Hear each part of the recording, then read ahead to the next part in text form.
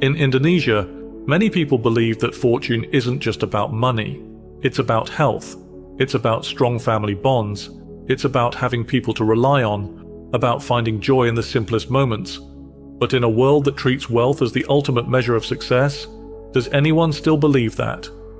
If financial power were the only key to happiness, then Indonesia, despite having one of the lowest GDPs per capita in the world, shouldn't even come close to being one of the happiest countries.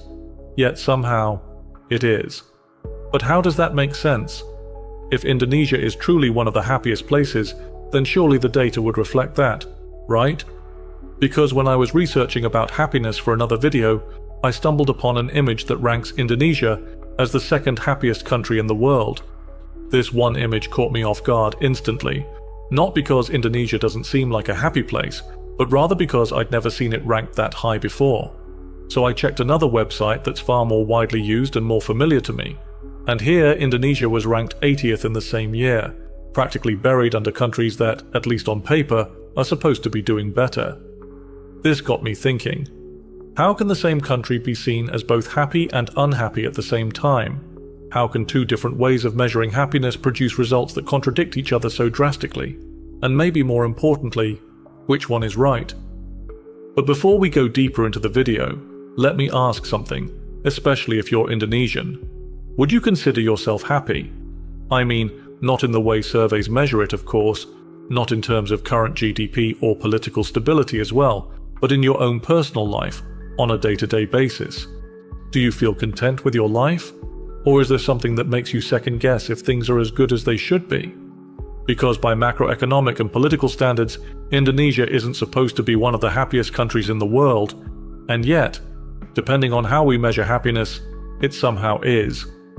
So, which version is real? If life were measured by numbers alone, Indonesia's economy would tell a simple story.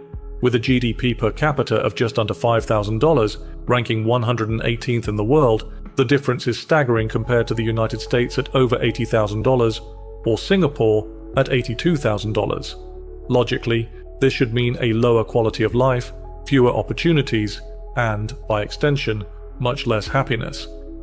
But when you walk through the streets of Jakarta, the beaches of Bali, or the small villages of Yogyakarta, the reality is different. People laugh easily, they joke with strangers, they sit together on sidewalks, sharing food, stories, and time, without any rush to be somewhere else. Happiness, it seems, isn't dictated by economic power alone.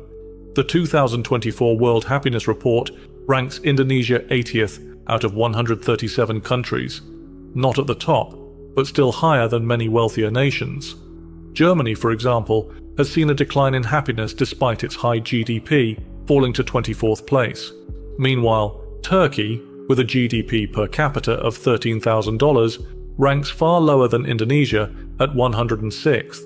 These numbers challenge the assumption that wealth automatically leads to well-being.